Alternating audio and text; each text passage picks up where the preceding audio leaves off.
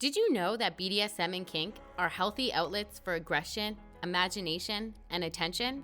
Hi, welcome to The Partition, home of Kinky Wellness.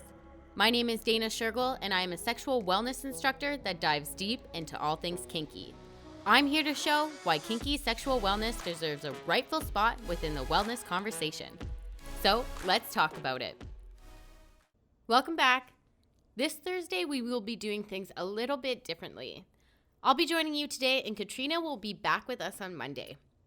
Today's episode is going to be about the Netflix documentary Orgasm Inc, the Story of OneTaste. Interestingly enough, I picked this documentary to watch because of the Orgasm Inc documentary I watched back in November. That Orgasm Inc is about how Pfizer was funding a hysteria around women not being able to orgasm. So I thought that this was going to be a documentary about that. Or at least something relating back to Pfizer at least. Instead, this documentary is about a company called OneTaste. OneTaste was a business created by Nicole Dion and Robert Candle. OneTaste is dedicated to the practice of orgasmic meditation and slow sex. Orgasmic meditation is when you stroke a woman's clit up and down for 15 minutes. That's it. You can go deeper into the stroke, you can go lighter into the stroke, but regardless, a clit is being stroked for at least 15 minutes. I've actually looked into the OM practice. I think even Kat and I talked about it at one point, but regardless, I knew some things about the company before watching this documentary. So I found this documentary absolutely ridiculous. This documentary is another classic case of how our sexual wellness is constantly being sabotaged. The information I had before I watched this film is that OM practices are about releasing pleasure. Nicole speaks very highly of the power of pleasure in women and how it needs to be explored, and even gives you a roadmap of where the clit is. Basically, what she was doing was teaching the country how to get a clit off. I feel like I had a good impression from her message. She understands the power in female orgasms and knows the West knows nothing about how to please a woman sexually. She does a hilarious job of describing what a person might think like when they're trying to find the clit, when you're being wrapped up with questions of where's the clit, am I going to find the clit, where are all the nerve endings? Because once you do, that woman just won't move. She'll be in the state of what she calls being nailed. And it's when, the eyes roll back to the head and you're in this O-face stage. But it is kind of funny. I actually really enjoyed it. And I feel that she deeply understands the power of orgasms and that they're meant to just create pleasure. What makes you feel good, and when you feel good, you act good. And that radiance of good and happiness reaches into others when you interact with other people.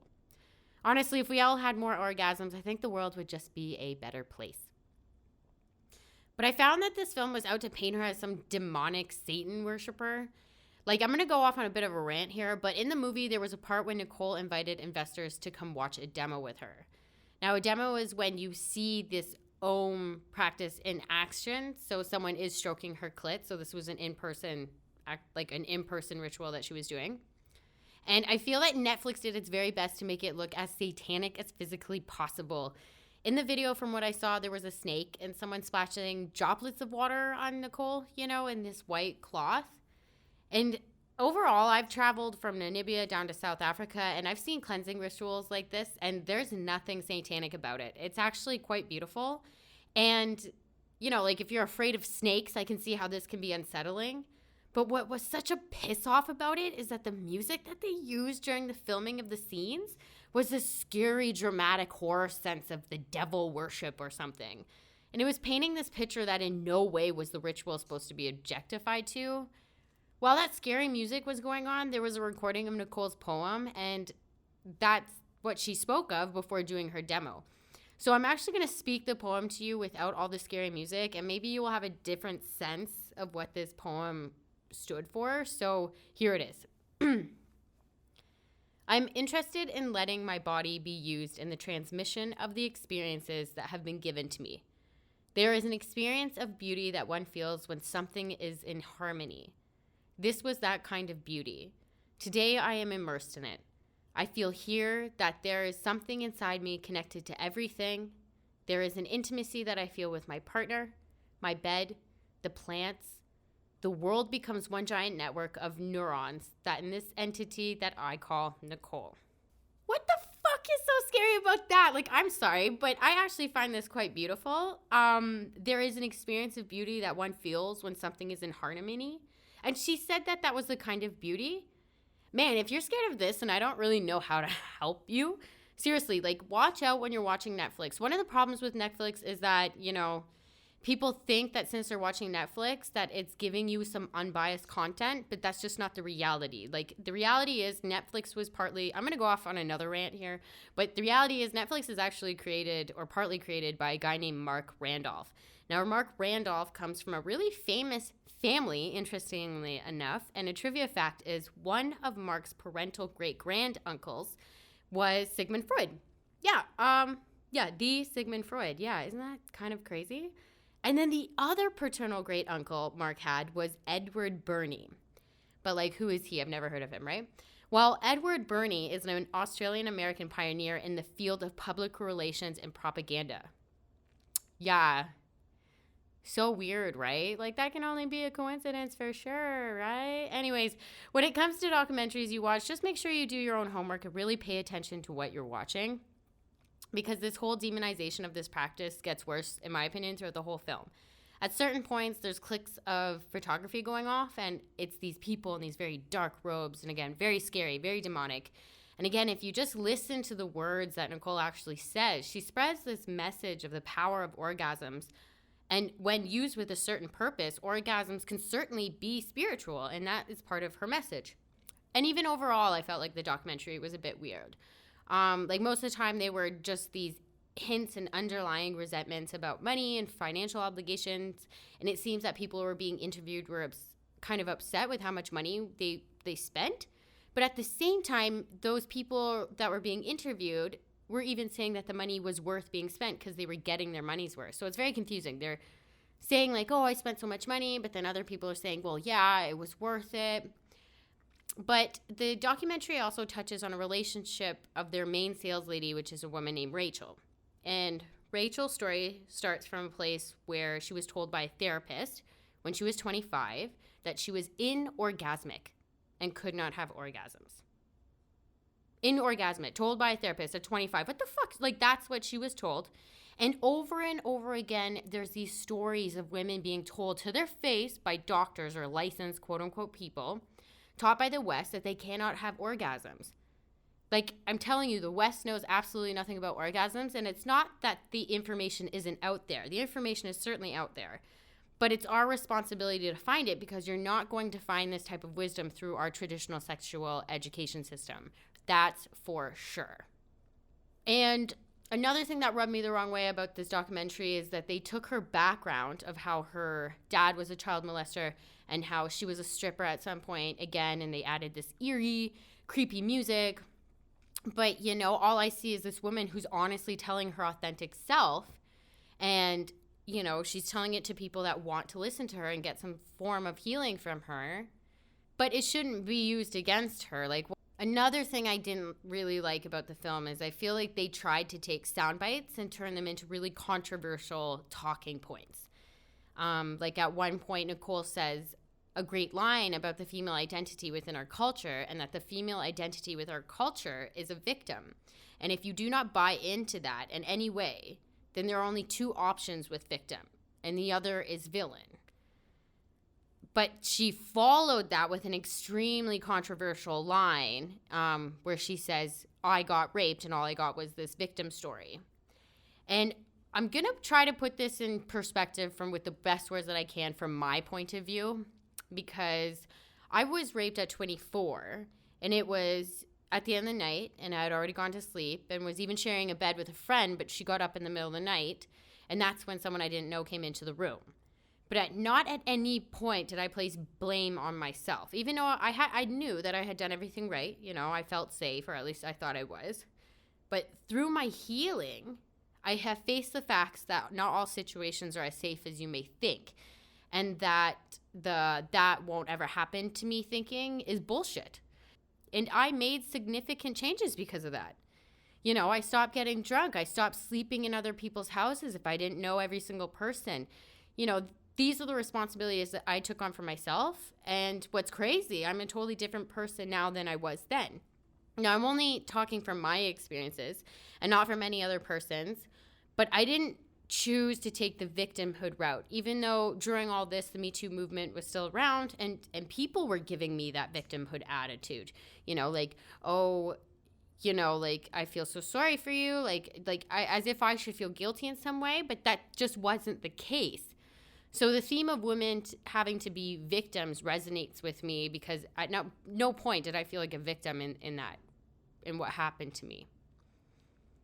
And to further this, in the film, one of the people being interviewed said that Nicole said you should have a no value judgment on things like rape.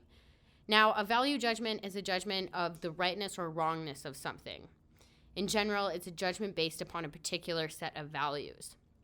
Now, this might be tough for some people to hear, but my rape was one of the most eye-opening experiences I had when it came to how my mother treated me during this whole thing, which actually was the final straw to me going to therapy. And through therapy and branching out into alternative wellness structures is when I was able to turn my life around. But I believe by discrediting Nicole, it's easier to tie in that BDSM and kink is bad because later in that video, they bring up a clip of how BDSM classes are within OneTaste practice. But I don't believe that they shined BDSM in a good way because they immediately go from BDSM classes to how they verbally broke this one woman down. But what I believe that's going to end up happening is people are going to combine the abuse that woman allegedly had with BDSM because that film just spent all that time demonizing Nicole's practice, then showing the BDSM clips, then showing this, apparent verbal abuse. But that's the thing. There are cases where abuse happens, but there are cases where it doesn't or there isn't abuse. It can be easily look like abuse if you don't know the people that are doing it or what they're looking to get out of it. So what might look abusive to one person might not actually be abusive to the people that are partaking in that activity. Obviously, if this girl was abused, that's bad. But I just want to make sure we don't credit the people that actually do get off consentingly to being verbally put down and consentingly partake in that activity. In the film, there was this voice of this anonymous person, this anonymous member or previous member of OneTaste, saying that they were encouraged to tap into their aggressive side and do psychological damage. I feel like this is a loaded sentence because from my perspective, we still are animals and we still have a wild beast within us. So I do agree that we should tap into our aggressive side in order to control it. That is something that you do need to do. And I do agree that we need to unleash our inner beast in a safe and consenting environment. I feel like when people don't understand that they have a beast within themselves, they just haven't touched into that side. Isn't that the whole thing? Humans domesticated ourselves.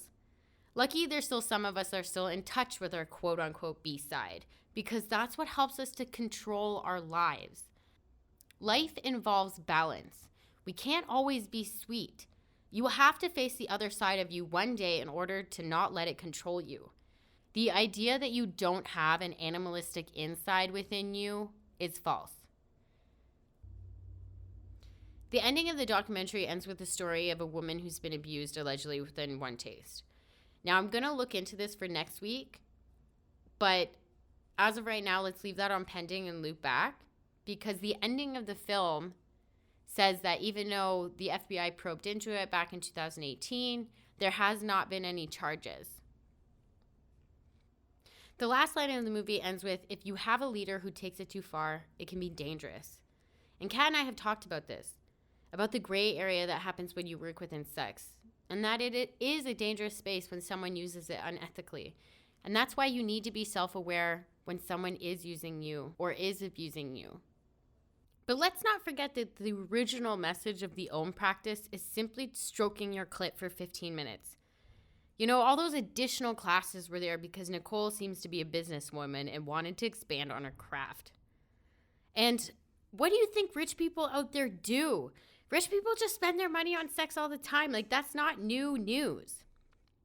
But the fact that this movie went so hard to discredit her and the fact that she's currently looking for a ghostwriter on cancel culture is great. Because even before reading this, I kind of felt that's what was happening to her. Because seriously, I wonder what was in that contract for her not to sign it. We are talking about Netflix here. They aren't the most trustworthy company to work with. And I'm happy to see that they've been rebranded as the Institute of OM. Because Nicole's message of the power of the orgasm is still true. I believe that more people need to learn how to get a clit off without pharmaceuticals or whatever else they've got you trying to buy. That's why I'm here, because I believe that BDSM and kink, it's in your mind. It's how you approach sex. It's how you approach yourself. But I think that's as much time as I have about this rant for Netflix's documentary Orgasm Inc, The Story of OneTaste. For next week, I'm going to do something about unleashing your inner beast and why it's important. So next week, let's all get ready to dive into beastly things. And I'm going to do a quick update on what's going on with the Orgasm Inc since then. But that's it for me. If you're new here or to the BDSM and kink basics, I highly encourage you to check out my e-learning at www.thepartition.life, where I make it easy to learn the basics. Thank you for listening, and I'll see you next week at a new time. Make sure to listen to Kat and I on Monday, and as always, stay kinky.